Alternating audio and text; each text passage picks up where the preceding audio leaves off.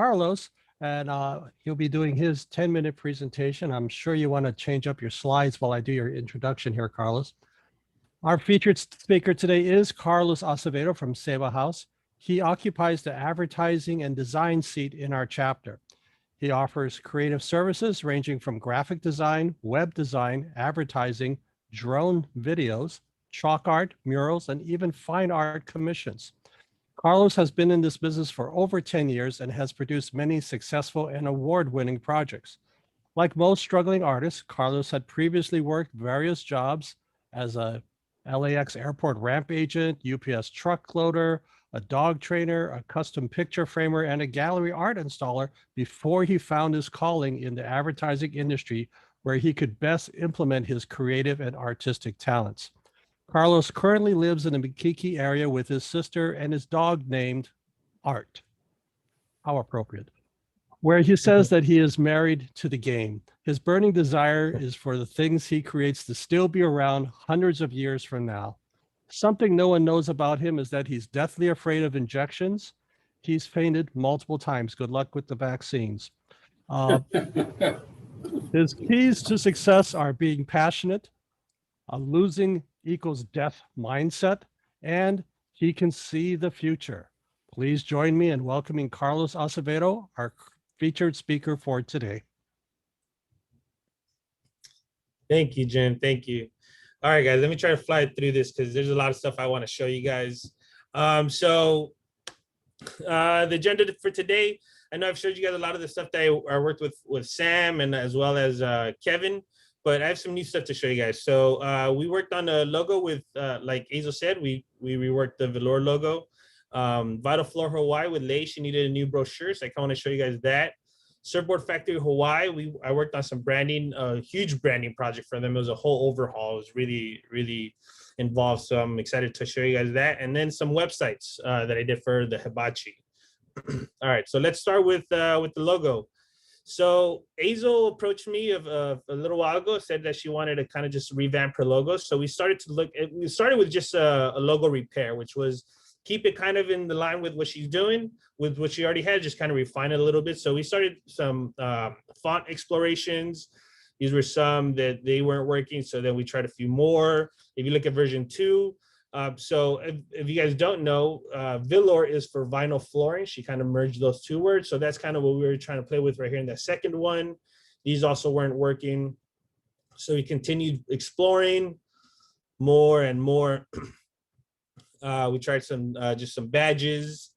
None of these were working. So then we realized, so then Azel said, you know what, Carlos, I don't really like any of these fonts. Can we just draw a logo, right? Which is a whole other thing, right? Having to come up with a custom font is really complicated, but I'm always up for the challenge. So I started to work on it, right? This is a logo that font that doesn't exist. And I was just kind of, when I was creating it, when I was drawing it, I was just kind of taking into consideration a lot of the things that her business does, right? And one of the things that really stuck with me was that kept on thinking about how vinyl floors, right? How they just snap together. They're like Legos. It's just like a piece. And it's also luxury, right? So I wanted a logo that kind of just really gelled well together, as well as was finesse and luxurious. So this is kind of what we came up with. What I really want you guys to pay attention to is, like, if you look at the shape here above the V, where the V merges with the I and the L, those are really consistent, right? So again, that's like another way of just playing with Legos the way her floors do, right? If you look at the back of the R, it really frames the O. So again, that's not a font that exists, right? We draw that so that we come up with it, as well as the L. If you look at right here at the bottom of the L, it also kind of just frames the O. So that was my way of showing that just like her floor snaps together, these letters are snapping together to make a logo.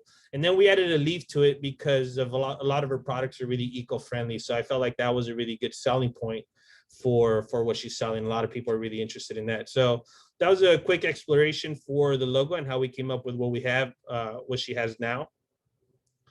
Oh, backwards.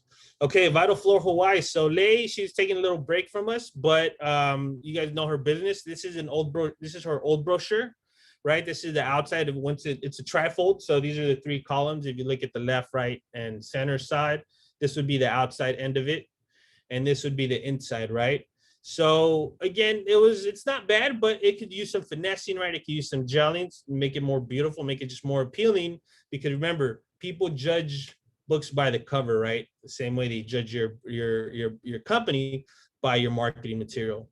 So this is what we came up with. This is the outside of it, right? It's a lot more presentable. The colors are in unison, the fonts are cohesive, and that's a lot of copy. Fitting that much amount of copy in a trifold is really complicated, but if you finesse it and we work with it, there's a way to get it to work this way. So this kind of illustrates how the cover, so if you look at the far left, that's the cover. You unfold it, that's the first thing you're going to see. You're going to see what Vital Flow is about, and you get a testimonial, which are really important selling points, right? And then when you open it, you get a full list of like their services, and here's the front and back, or inside and outside, just both being displayed. So again, if you look at the before and after, again, this isn't bad, but it could use some finessing. It could just be a little bit cleaner. And I think that that's what we achieved here. The colors are cohesive. The fonts are nice and neat. And you can find everything right away. If you're looking for skinny shot, it stands out, right? Everything is just easy to find and easy to read. All right, Surfboard Factory Hawaii. This was a huge project. This was a branding project. We created a style guide for them. So just kind of gonna skim through it. So Surfboard Factory Hawaii is in Kapolei. They have more boards, more brands than anyone anywhere. That's huge, right? If you're in competition with other people are selling your product, if you can say that, that's huge. So knowing that, he's like, okay, this is what I am, but nobody knows that stuff. So this is where I came in and just kind of helped them come up with images, fonts. Here, I'll just kind of go through it. So this just kind of talks about why we created this, what's the point of it. What he wanted a clean, sophisticated, fun, and young style, which was a little hard to do because fun and young are kind of the opposite sometimes as clean and sophisticated, right? So a way of merging that was the challenge. So here's where we're going to kind of start with our fonts and colors. Avenir is the font we chose for all the copy, right? We want a clean, legible font for those things. We don't want to get too creative, but when we do have headers, we have these really nice, fun fonts, right? So seeing those, how do we apply them? Let me back up. So then this is the color palette, right? These colors we're picking from, he has these murals on the wall of his factory. So we sampled those colors and created a palette that way. That way, if we do put any marketing collateral inside his factory, it's gonna complement the artwork, the huge murals that are on the wall, right? And these murals right here, there's those small shots, but they're about 20 feet big, so 20 feet tall. So yeah, it's just kind of a way of just for consistency's sake, recycling and repeating what they already have, right? Photography, since they're a factory, one thing that stands out for them is they make their own surfboards, right? A lot of surfboard stores don't make their surfboards, so that's one thing that they wanted to highlight in their photography, which was how the stuff is made. And I know that some of these shots are like, oh, well, that's kind of messy. I really want you to pay attention to that top left one, okay? The ones with it looks kind of like shark teeth or T-Rex teeth, because that one got used, and I'll show you in a second. But how would you use something like this for marketing, right? Especially something like this. It's a cool shot, but how would you use that? And I'll get back to that. Icons and backgrounds we came up for them, right? They wanted to sell some t-shirts, so they wanted some icons that they could just kind of replace the copy on so that they could slap it on some t-shirts. So we came up with these icons and these backgrounds. All right, so those are the assets that we put into the style guide. The way we execute the style guide, one more thing. And then as far as creative branding, right, how we come up with concepts. So one thing he didn't want to do was pay professional surfers their fee to use them in advertising, right? That could get really expensive, and just paying one guy can take up the whole budget for the whole marketing collateral. So what I presented was, I said, you know what, we could take these shots. So this is a shot I took with my drone, and I cleaned up, you see all the circles, those are all the other surfers that were in the shot. And we retouched it and cleaned it up, made it really beautiful, and just put one guy there, right? And the point for that, the direction for that, or the idea behind that, is that if we are going, so if he sells a surfboard, right? Say this is a surfboard, it's called a tracker. What we're gonna do is we're gonna start using stories on Instagram and on Facebook where it'll be a story that, say, for example, this guy here, he grew up in Hawaii, he moved away, he's been away from the island for 20 years, he comes back, first thing he wanted to do was go surfing, right, or go paddle boarding. So he went out there that day, and he was out there by himself, right? And because he was out there by himself, something magical happened, and all that happened on a tracker, right? So we would come up with 4 or 5 stories this way that just kind of have another example would be something like, say, some guy broke up with his girlfriend, or a girl broke up with her boyfriend. They're having a shitty day, their tire broke down, right? But then at the end of the day, they went surfing at the end of the day, and something amazing happened, and it happened on that surfboard. So the reason this idea works really well is because, one, we don't have to pay professional surfers to do that. 2, we end up with these really nice images, which kind of go with the sophisticated and clean feel.